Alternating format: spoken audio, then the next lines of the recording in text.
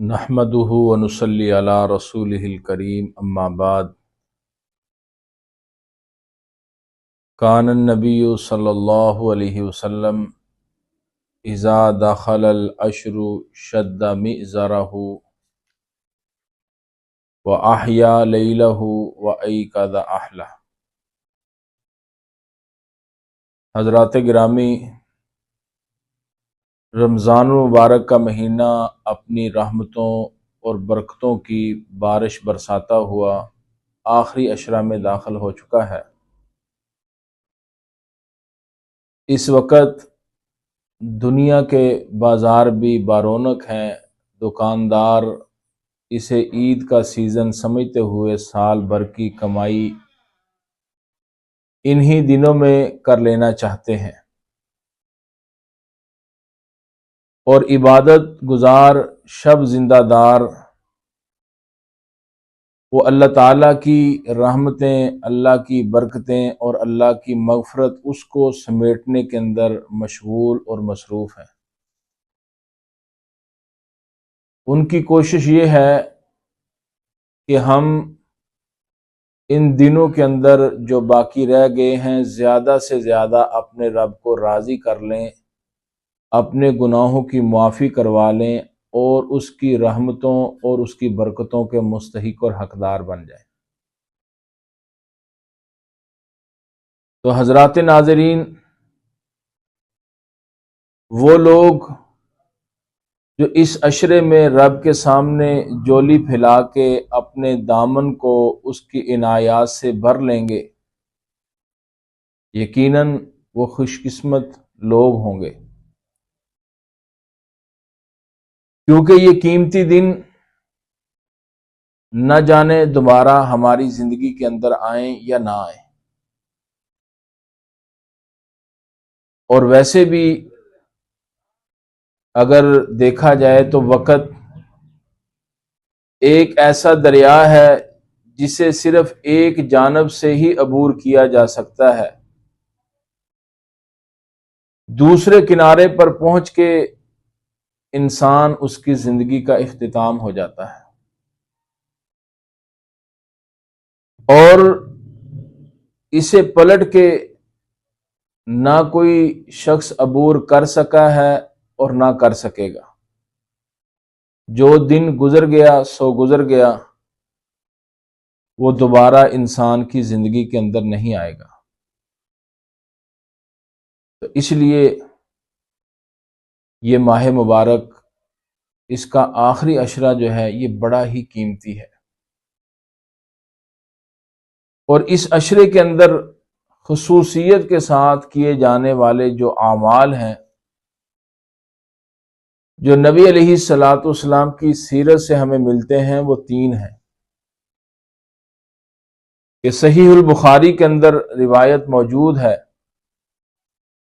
کہ نبی صلی اللہ علیہ وسلم اذا دخل العشر شد مئزرہ واحیا لیلہ وایقظ اہلہ،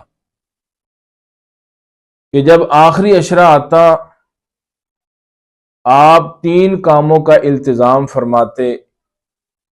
پہلا کام عبادت کے لیے تیاری، دوسرا شب زندہ داری، اور تیسرا گھر والوں کو عبادت میں شمولیت کی دعوت۔ عبادت کے لیے تیاری نبی علیہ الصلوۃ والسلام کی کیسی ہوتی کہ آپ کمر بستہ ہو جاتے، اپنے آپ کو عبادت کے لیے تیار کر لیتے، اور ام المومنین سیدہ عائشہ صدیقہ رضی اللہ تعالی عنہا فرماتی ہیں یجتہد فی العشر الاواخر ما لا یجتہد فی غیرہ، کہ نبی صلی اللہ علیہ وسلم جتنی رمضان کے آخری عشرے میں کوشش فرماتے عبادت کے لیے، اتنی کسی اور عشرے میں آپ کوشش نہ کرتے۔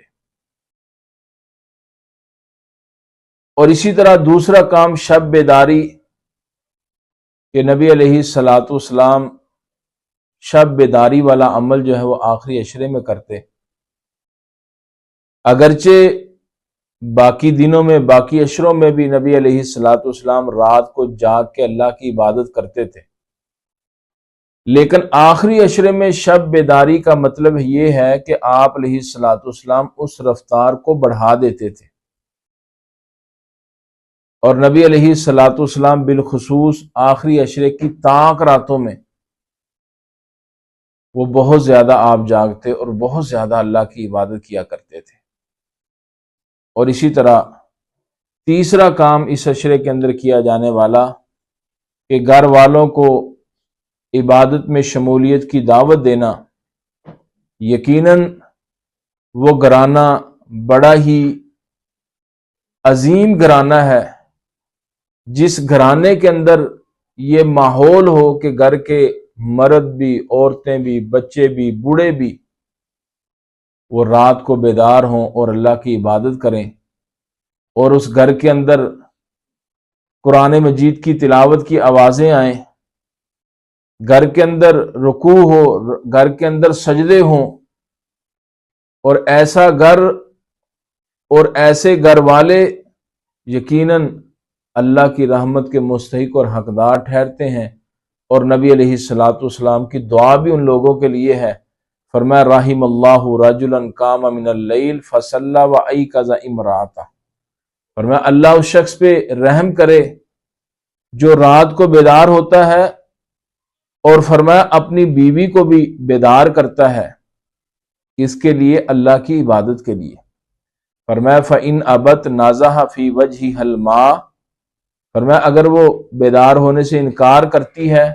تو فرمایا اس کے چہرے پہ پانی کے چھینٹے مارتا ہے، یعنی اسے عبادت کے لیے بالآخر کھڑا کر ہی لیتا ہے، بیدار کر ہی لیتا ہے۔ اور فرمایا اس عورت پہ بھی اللہ رحم کرے، اللہ اس عورت پہ اپنی رحمت کی برکھا برسائے، فرمایا جو رات کو بیدار ہوتی ہے اور اپنے خامد کو بھی بیدار کرتی ہے، اگر اس کا خامد اٹھنے سے انکار کرتا ہے تو اس کے چہرے پہ پانی کے چھینٹے مارتی ہے، کیا معنی کہ اسے بیدار کرنے میں کامیاب ہو جاتی ہے۔ تو یہ وہ کام ہے جو نبی علیہ الصلوۃ والسلام آخری عشرے میں کیا کرتے تھے کہ آپ علیہ الصلوۃ والسلام کمر بستہ ہو جاتے، اپنے آپ کو عبادت کے لیے تیار کر لیتے، اور آپ علیہ الصلوۃ والسلام دوسرا کام شب زندہ داری کہ آپ علیہ الصلوۃ والسلام آخری عشرے کی راتوں میں آپ جاگا کرتے تھے اور جاگ کے اللہ کی عبادت کیا کرتے تھے، اور تیسرا کام کہ آپ علیہ الصلوۃ والسلام جہاں آپ بیدار ہوتے، آپ عبادت کرتے، وہاں اپنے گھر والوں کو بھی اللہ کی عبادت کے لیے بیدار کرتے اور اللہ کی عبادت کے اوپر ان کو لگاتے۔ اللہ سے دعا ہے کہ اللہ ہمیں یہ اعمال اس آخری عشرے میں کرنے کی توفیق عطا فرمائے۔